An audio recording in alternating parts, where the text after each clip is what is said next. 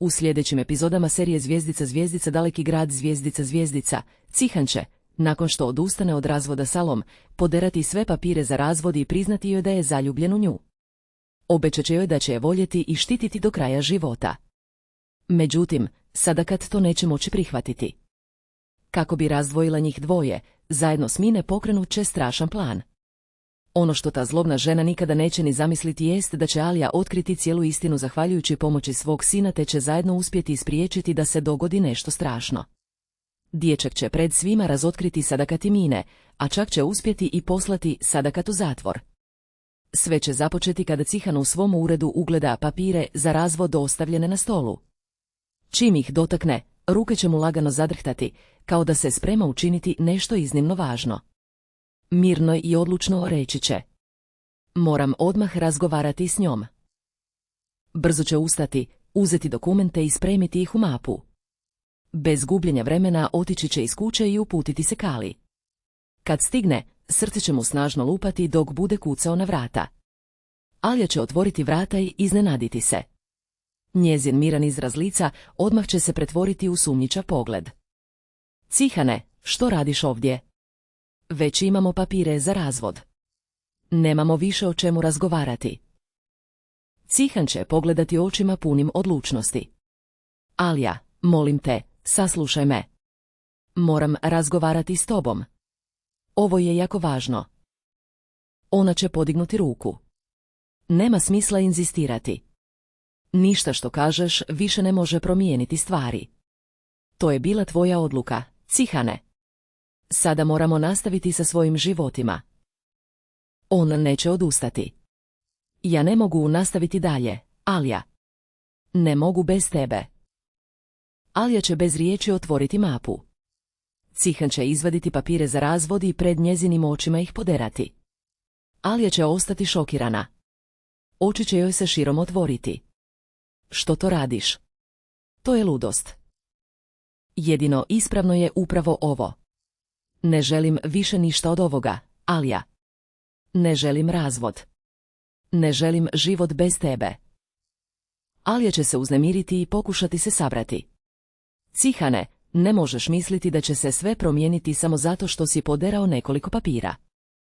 Tako stvari ne funkcioniraju. On će joj prići i nježno uzeti obje ruke. Znam da sam pogriješio. Znam da sam te povrijedio. Ali nikada nisam volio Mine. Nikada je nisam volio. Ti si bila moj život od samog početka. Pogriješio sam. Bio sam zarobljen u životu koji nije bio moj, ali sada sve jasno vidim. Volim te, Alija, i obećavam ti da ću te voljeti i štititi. Molim te, nemoj me ostaviti. Alija će pokušati odmaknuti ruke, ali Cihan će ih i dalje čvrsto držati. Cihane, ne možeš mi to govoriti sada. Nakon svega što se dogodilo, više ti ne mogu vjerovati. Dok je bude duboko gledao u oči, njegov će glas biti blag, ali ispunjen ljubavlju. Znam da ne zaslužujem tvoje povjerenje. Ali ponovno ću ga zaslužiti, iz dana u dan. Ne mogu zamisliti život bez tebe, Alija. Ne mogu podnijeti pomisao da te izgubim. Suze će poteći niz Alino lice i na kraju će popustiti. Ni ja ne želim izgubiti tebe, Cihane. Glas će joj biti prepun emocija. Plačući će mu poletjeti u zagrljaj, a on će zagrliti kao da se boji da bi je mogao ponovno izgubiti. U tom će se trenutku činiti da je napokon sve došlo na svoje mjesto. Ali Sadakat će izdaleka promatrati prizor očiju ispunjenih bijesom. Prekrižit će ruke i osjetiti kako u njoj vrije gnjev. Ovo se ne smije dogoditi. Promrmljat će sama sebi dok već bude smišljala plan koji će provesti zajedno s Mine. U dnevnoj sobi svoje kuće Sadakat će nervozno hodati amo tamo. Ovo je otišlo predaleko i glasno će reći prije nego što se naglo zaustavi. Moram pronaći način da ih zaustavim. Ne mogu dopustiti da slijepa strast uništi sve. Sljedećeg dana stan će biti obavijen potpunom tišinom. Tu će tišinu prekidati jedino odjeci koraka koji će se širiti hodnikom.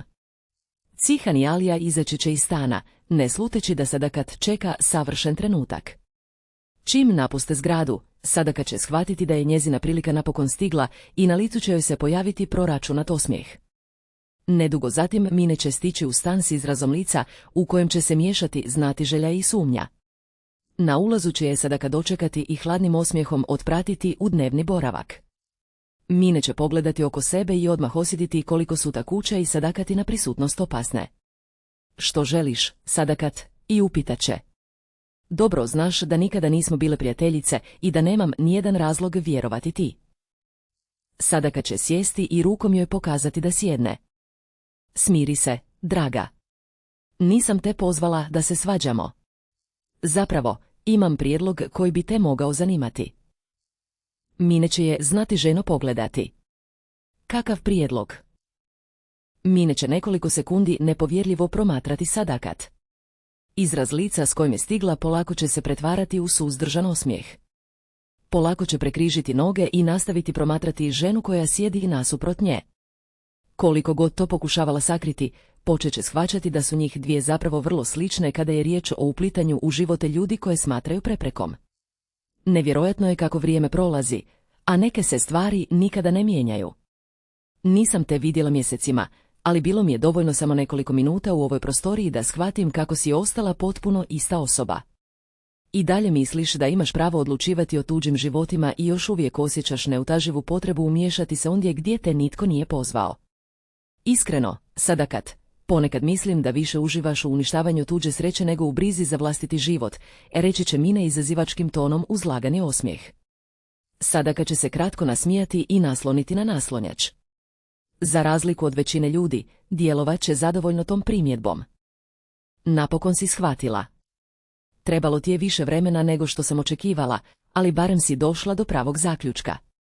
Doista ne mogu mirno stajati i gledati kako netko ide ravno prema unaprijed najavljenoj katastrofi. A upravo se to sada događa Cihanu. On misli da je pronašao sreću, a zapravo se približava najvećoj pogrešci svoga života i odgovorit će Sadakat potpuno uvjereno. Mine će nasloniti lakat na naslon stolice i pažljivo je slušati. Dobro, prestanimo obilaziti oko problema i prijeđimo na stvar. Nisi me pozvala ovamo da razgovaramo o ljudskom ponašanju. Predobro te poznajem da bih povjerovala u tu priču. Zato mi odmah reci kakav je tvoj prijedlog, jer moje strpljenje ima granice, i reći će izravnim tonom. Na Sadakatinom licu pojavit će se zadovoljan osmijeh. Dugo sam razmišljala o cijeloj situaciji i tijekom tog vremena shvatila sam jednu vrlo važnu stvar. Sve vrijeme koje smo provele kao protivnice bilo je golemo gubljenje vremena.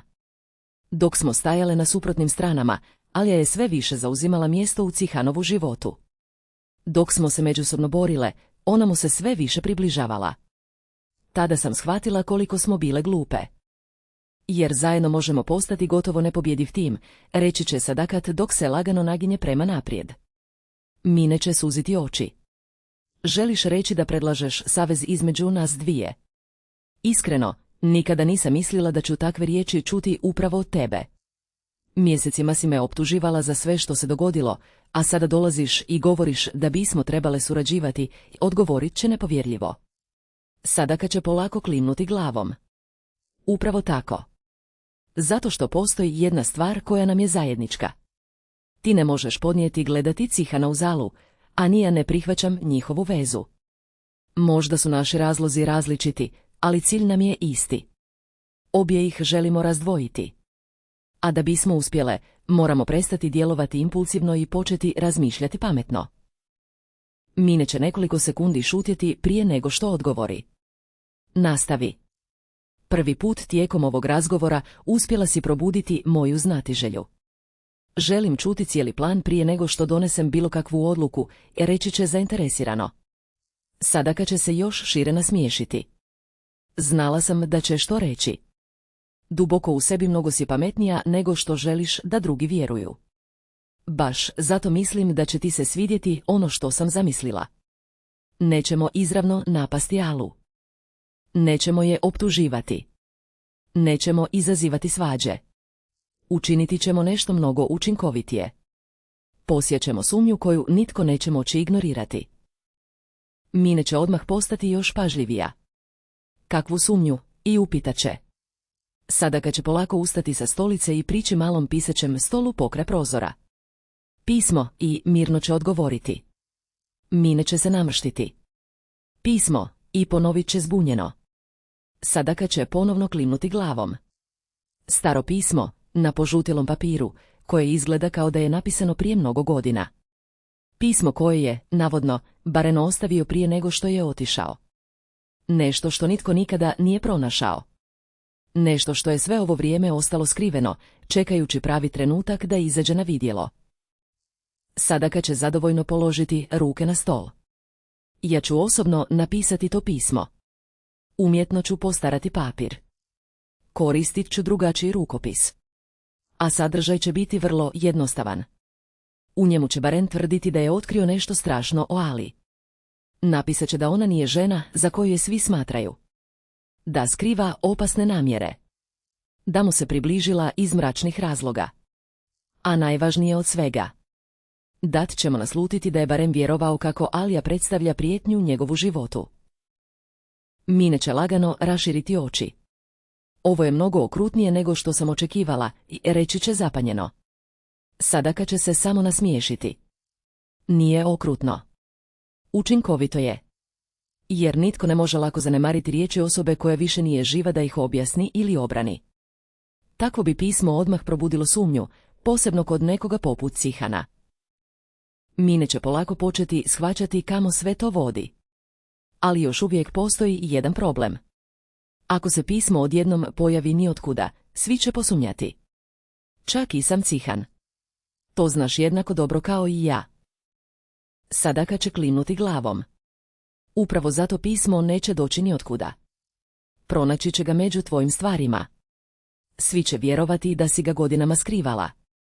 Kao da si ga pronašla davno, ali nikada nisi imala hrabrosti pokazati ga bilo kome.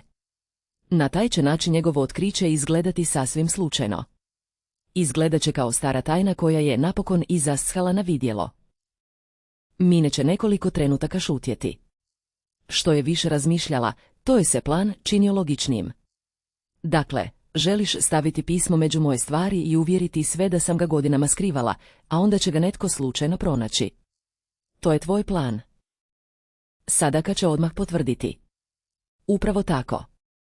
A kada Cihan pročita te riječi, počet će gledati Alu potpuno drugačijim očima. Ponekad je dovoljna samo jedna sumnja da uništi svaku vezu. Pogotovo kada je ta sumnja povezana s Boranovim imenom. Mine će se nasmiješiti. Doista si mislila na sve, reći će impresionirano. Sadaka će ponovno sjesti.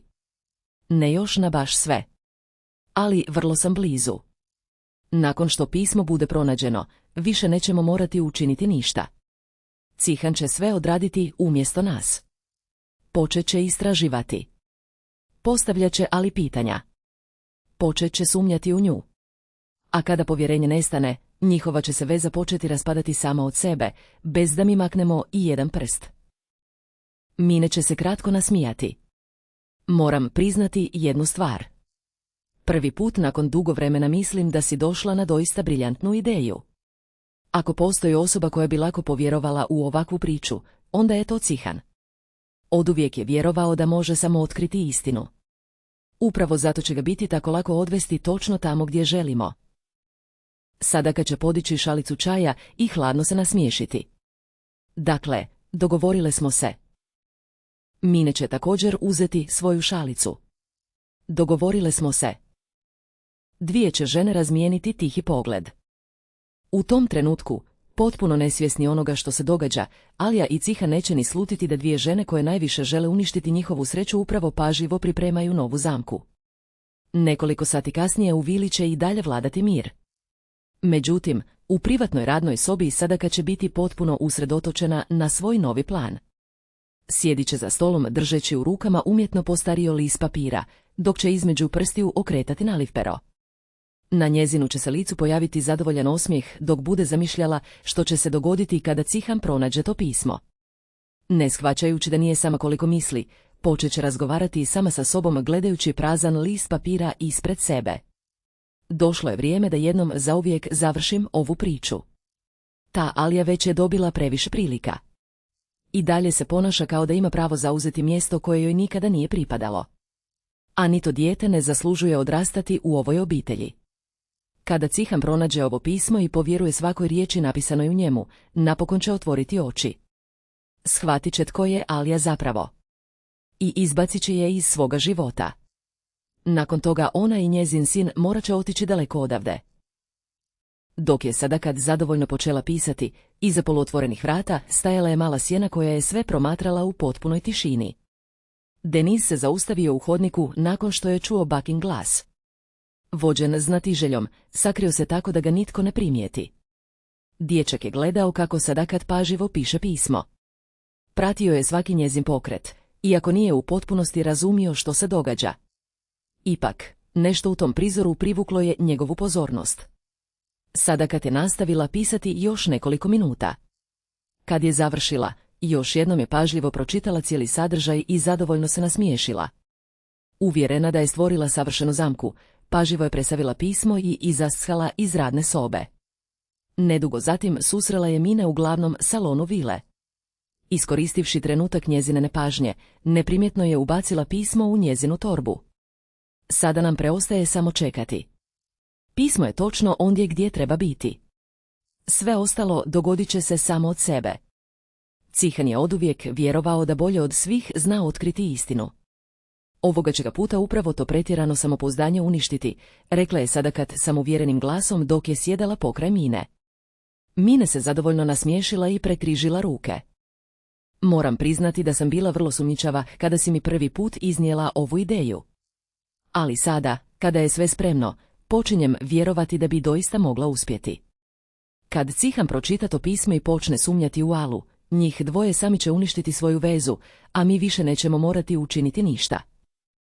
U međuvremenu je torba ostala pokraj Cihanove radne sobe. Nakon nekog vremena Cihan se vratio u vilu i uputio ravno prema svom uredu. Čim je ušao, primijetio je torbu zaboravljenu na stolcu. Znatiželjno joj je prišao.